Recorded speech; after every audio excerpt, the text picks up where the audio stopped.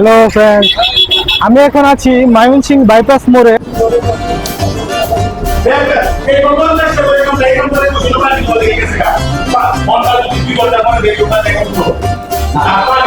আসলে অসাধারণ।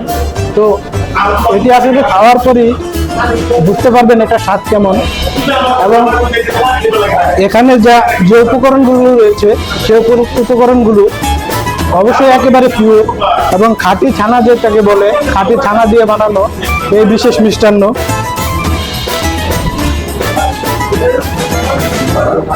আপনারা যদি এখানে আসেন তাহলে অবশ্যই এই মন্ডাটি ট্রাই করবেন।